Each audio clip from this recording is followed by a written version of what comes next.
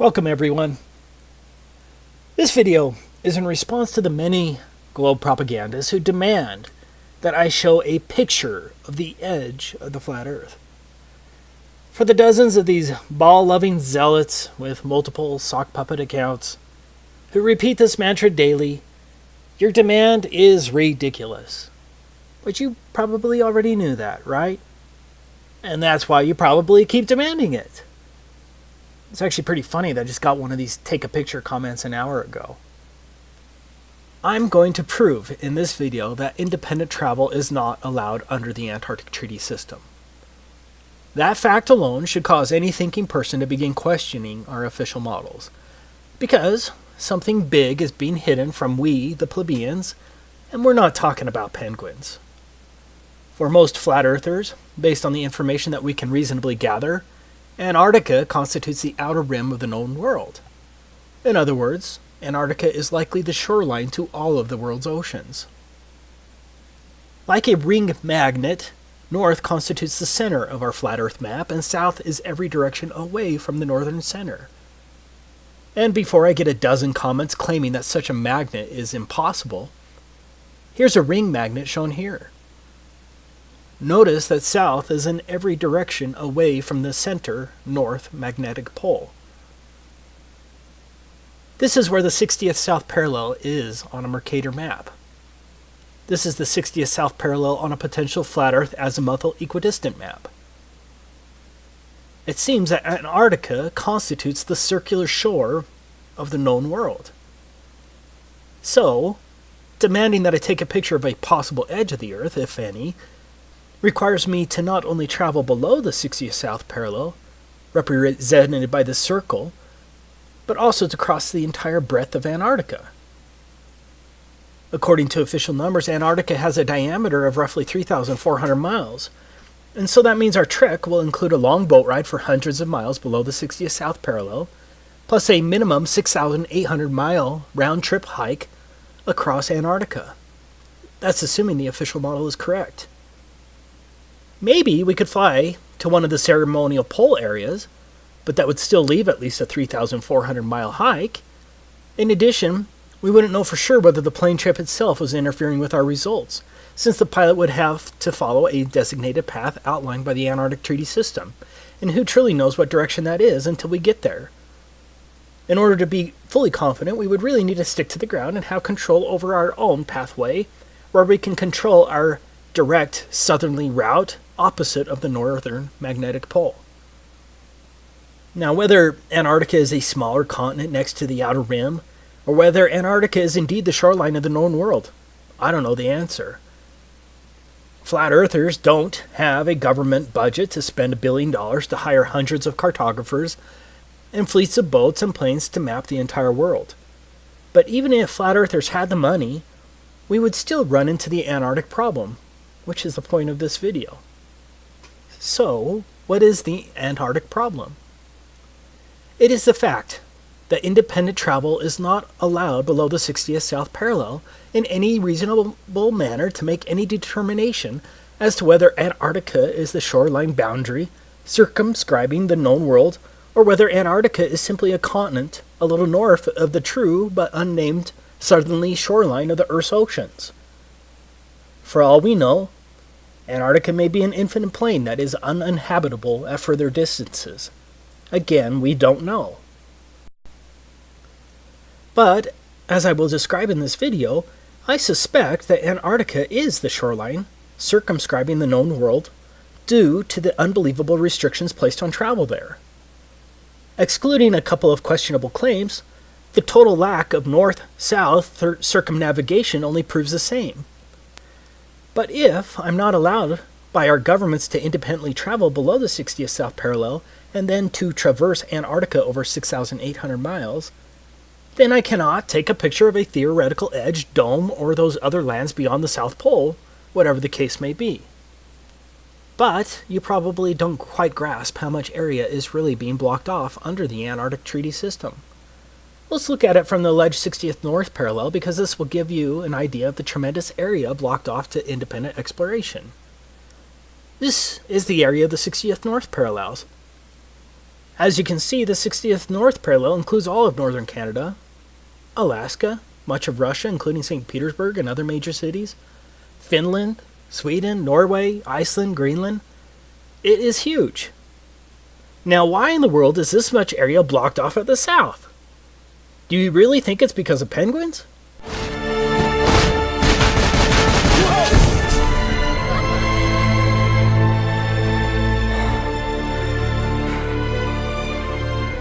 You see, first there was just one, now there's thousands of them. Are they trying to tell us something? So what's the problem? Well, among other things, we are messing with their food chain. And we have got to do something about it. We suggest a ban on all marine harvesting. Do you think the child propaganda from Happy Feet is true? The Antarctic Treaty was executed in 1959 and has been in place ever since. Think about it. No country had any real alleged concerns about the environment at that time. One of the more interesting facts is that the Soviet Union also ratified the treaty, and did so from the beginning on December 1st, 1959. Do you really think the Soviets were truly concerned about the penguins and the fragile Antarctic environment? In other words, America, the USSR, and the rest of the major countries of the world remain partners in generally closing Antarctica throughout most of the so-called fake space race, the Cuban Missile Crisis of 1962, the fake moon landings, most of the Cold War, the Vietnam War, the Six-Day War, the Soviet-Afghan War, and the collapse of the Soviet Union, which at that time Russia continued as a signatory in 1992. That's some peculiar cooperation transcending international conflicts, don't you think? Do you really think that the vast resources and strategic military benefits of Antarctica were multilaterally put aside because of penguins? Even North Korea has been a signatory since 1987. For some strange reason, the Antarctic Treaty has remained sacrosanct for nearly 60 years, regardless of worldwide conflicts. For the reasonable, objective person, alarm bells should be going off right now. As I was preparing this video, I found something else that's interesting. Out of all the flags of all the countries across the Earth, can you guess which one only shows a map of the country as the emblem of the country? You guessed it. Only one. Antarctica. Yeah, the one country they want you to know the shape of. That doesn't reek of programming, does it? Let me make this clear from the beginning. Travel to Antarctica is more difficult than travel to a military base. Sure, the military base may have a visitor shop near the entrance, but if you go beyond that visitor shop or another designated travel area without clearance, you're going to get arrested, or something worse. I'm sure I already have a few globe shills ready to pounce, armed with various inanities to counter my statement, but let's ignore the global spin. This video is about evidence and facts and the reasonable assumptions based thereon. So let's decide to take a theoretical trip across Antarctica to find the edge, if any. I'm not talking about going to the visitor center along the edge of Antarctica, or an overly expensive cruise to a small ice shelf along the edge with a small excursion, or a flight to one of the multiple ceremonial poles, and then straight back again. Yeah, that's not strange at all. I must reiterate, because I will get a dozen comments telling me to take a cruise or that someone's best friend went to Antarctica. I am not talking about a trip to one of the few designated tourist locations of Antarctica. I'm talking about a real trek, pointed directly south across the entire 3,400-mile breadth of Antarctica and back again to determine whether Antarctica circumscribes the known world and to possibly determine whether there's an edge, a dome, or whatever, and then take a picture of it.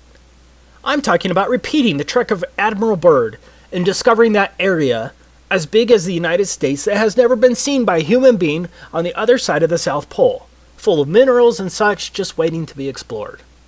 But strangely enough, there's left in the world today an area as big as the United States that's never been seen by a human being.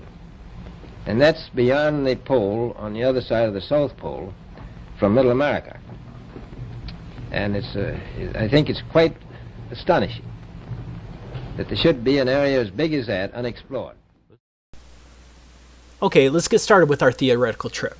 So what is required to trek across the entire breadth of Antarctica?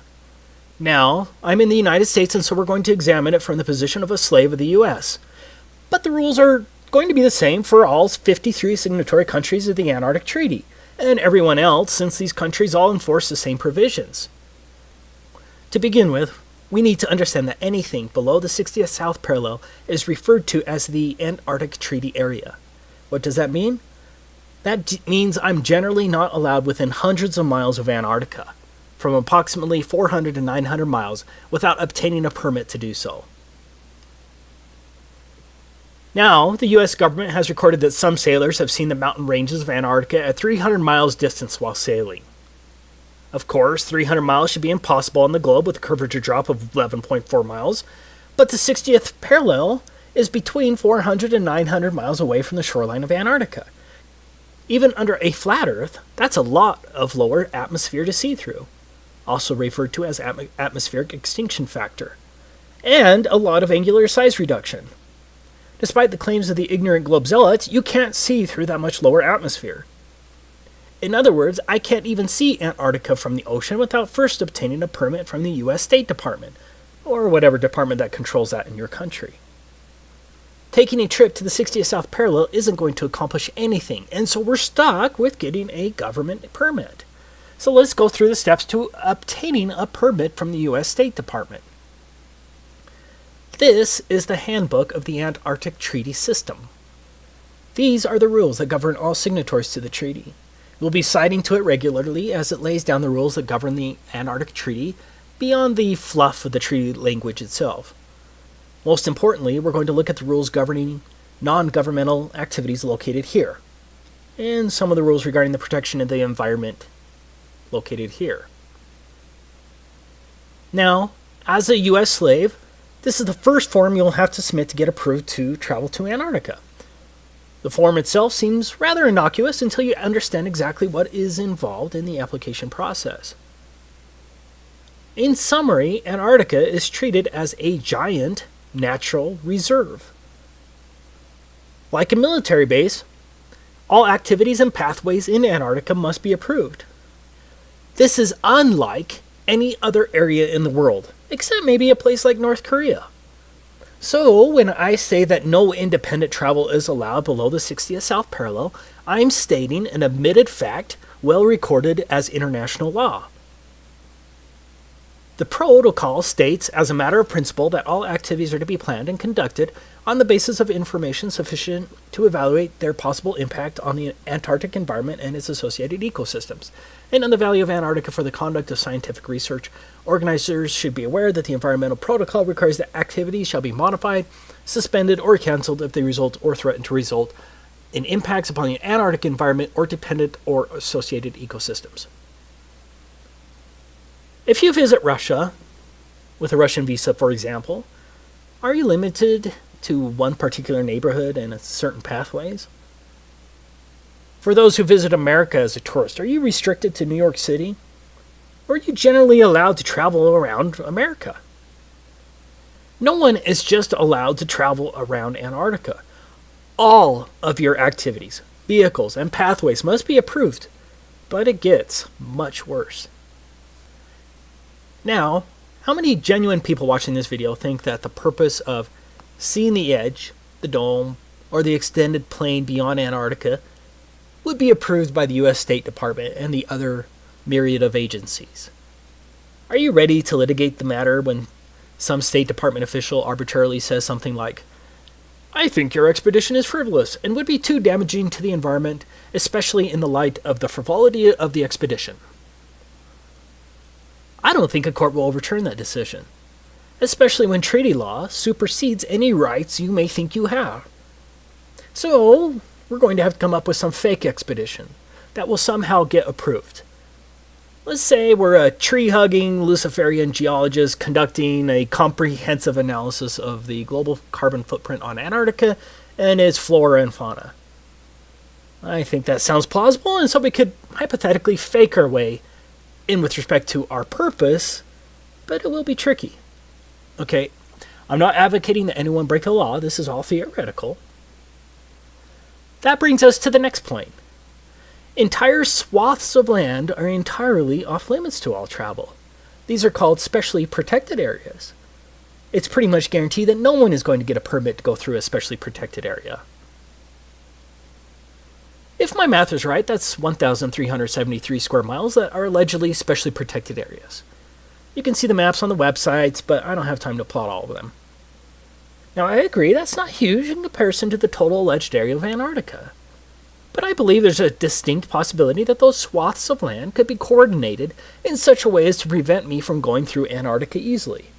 So, right from the beginning, my route may be extra hard, especially if mountain pathways are blocked and the areas are much larger than claimed due to likely globe distance shenanigans.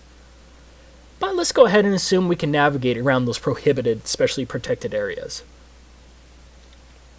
Next, no motorized equipment is allowed at all for non-governmental personnel.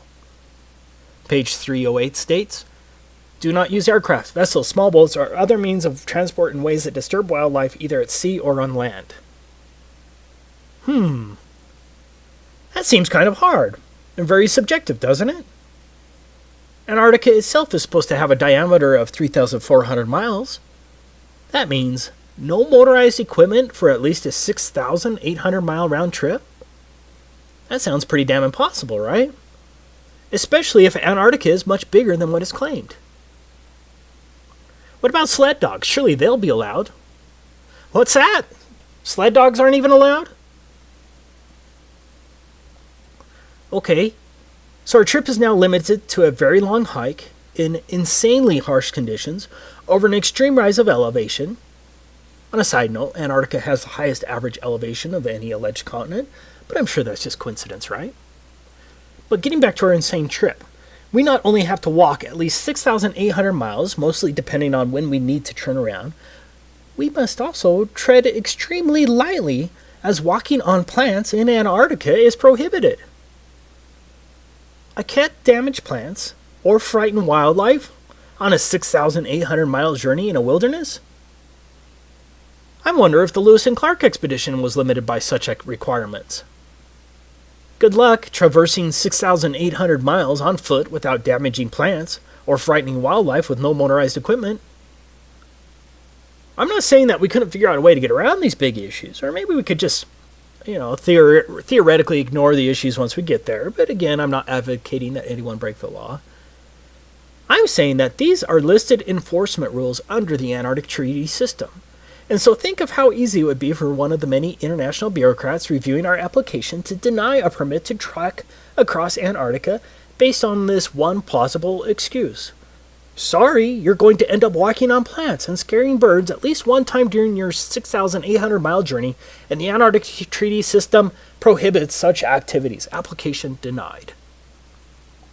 For argument's sake, let's just assume we're going to figure out a way to get around that. Don't ask me how. The next issue is, how are we going to carry all that food and fuel for heat? And don't think that the Antarctic Treaty System isn't concerned with how we store our fuel. The United States itself is roughly 2,500 miles across. So imagine the difficulty of hauling food, climbing at extremely high and unknown elevations, and carrying all of your extremely warm gear and supplies across the United States from coast to coast and back again, all on foot with no food stops along the way. And don't forget, we're going to have to haul our poop as well. You are going to have to drag your poop with you on your 6,800 mile Antarctic hike. But it gets worse. Your poop is regulated by a different pseudo-government agency, the National Science Foundation. Here's where you can learn about what permit is required if you wanted to dispose of your poop on your 6,800 mile journey if you don't want to carry it. Could you imagine for your next trip to France and the custom agent saying, "Welcome to France. By the way, no vehicles are allowed, no animals are allowed, do not walk on any plants, and here's a bag for your poop. Be sure to bring a bag full." If you don't want to carry your poop, you're going to have to get a permit from the National Science Foundation. Enjoy your stay. But here's another and potentially bigger problem. What if there is no edge when you get there, but the conditions only get worse? How many years of supplies can one carry by a handheld sled and some skis? What if Antarctica goes beyond 3,400 miles? What then? When do you turn your back, and how do you prove it? Because the globe shows are just going to call you a liar anyways.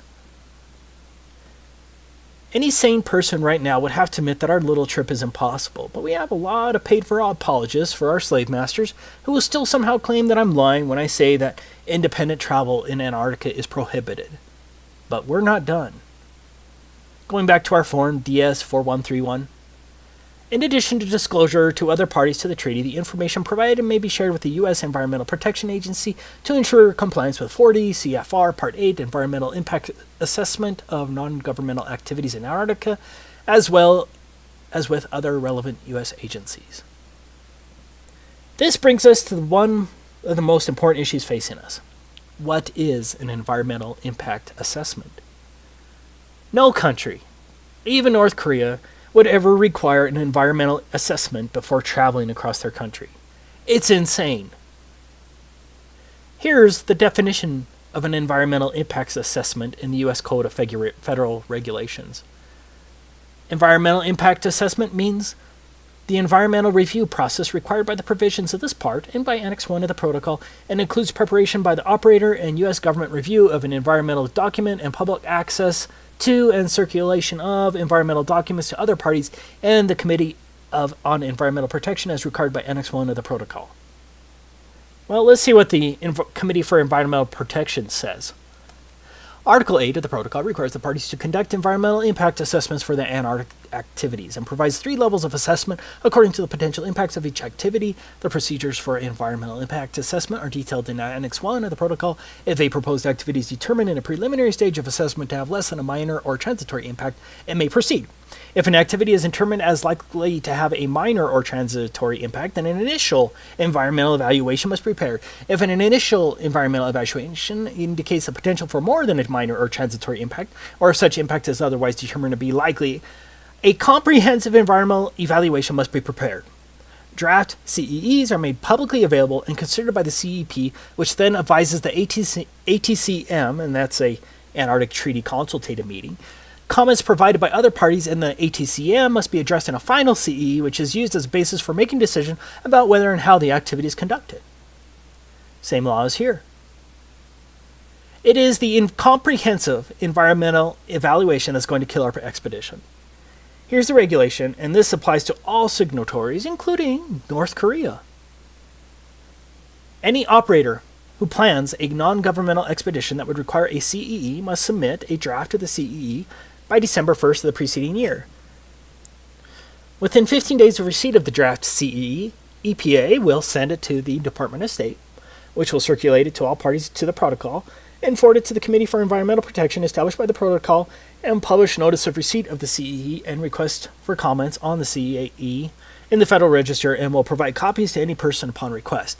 The EPA will accept public comments on the CEE for a period of 90 days following notice in the Federal Register. The EPA, in consultation with other interested federal agencies, will evaluate the CEE to determine if the CEE meets the requirements under Article 8, Annex 1 to the Protocol and the provisions of this part, and will transmit its comments to the operator within 120 days following publication in the Federal Register of the notice of availability of the CEE.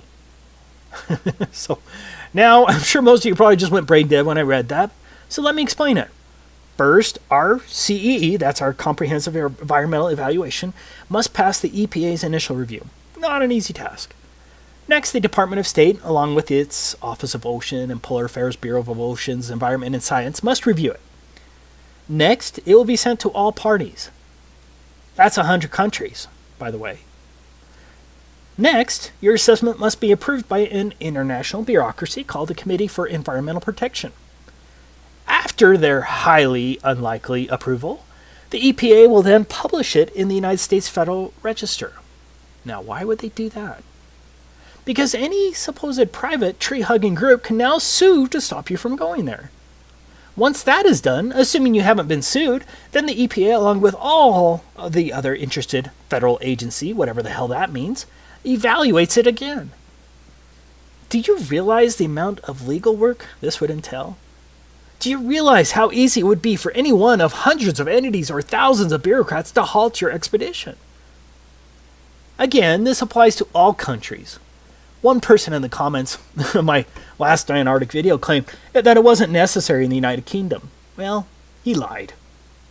The Environmental or Madrid Protocol is part of the Antarctic Treaty System and applies to all countries. Here is the requirement on the UK application if you're interested. As explained above, for every person in the United States who wants to get a permit to travel across Antarctica, has to first submit the environmental impact assessment to the EPA. You know, the freedom-loving EPA. Beware! Beware! Time is short! EPA! EPA! EPA! Believe me! Believe me!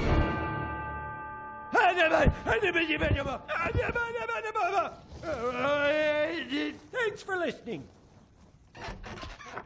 Lost them, sir. Well, then you find them, and you get them back in the dome. And to make sure nobody else gets out, I want roving death squads around the perimeter 24/7. Do you know what the environmental impact statement costs? This is very similar. A typical environmental impact statement costs from $250,000 to $2 million. And those are a lot easier than this comprehensive environmental analysis required under the Antarctic Treaty. For us, the biggest problem is that you would have to incur the expense of the environmental impact assessment before you know if you're denied, due to whatever arbitrary claim a bureaucrat can think of.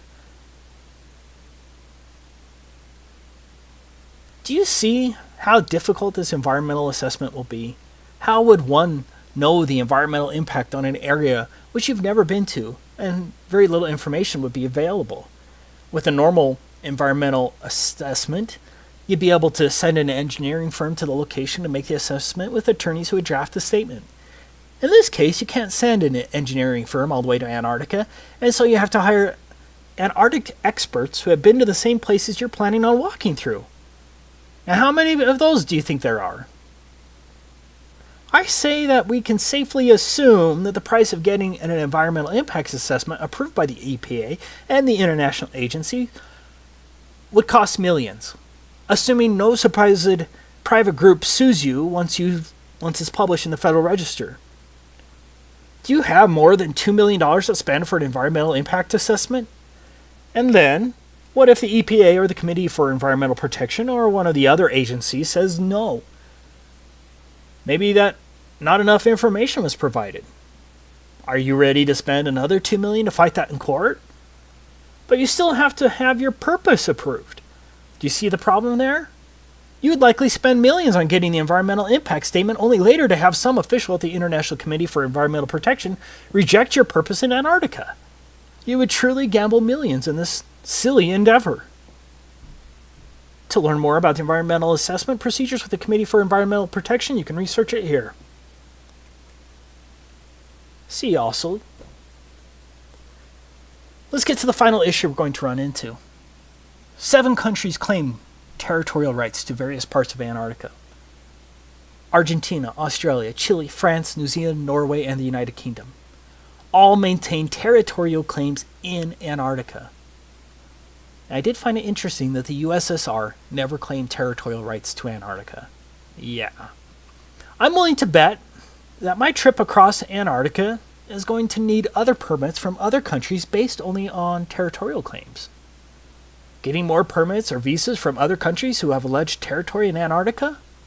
Yeah, that shouldn't add too much to our already strained budget. Now, just for the propagandist who's going to claim that's not true, I quote, "The Antarctic Treaty puts aside the potential for conflict over sovereignty for providing that nothing that occurs while the treaty is in force will enhance or diminish territorial claims." Meaning, the territorial claims trump. So, the next dumb shill who demands that you take a picture of the edge or that anyone can go to Antarctica and see for themselves that it's a continent, be sure to point out what a damn idiot they are, and then share this video because everything in here is fact that anyone can look up, and I'll try to have all the links in the description. Of course, the lying minions from the Ministry of Truth will spin and call you names, but at least the rest of the world will see the liars for who they truly are. This is Taboo Conspiracy, signing off. In case I don't see ya, good afternoon, good evening, and good night. Yeah.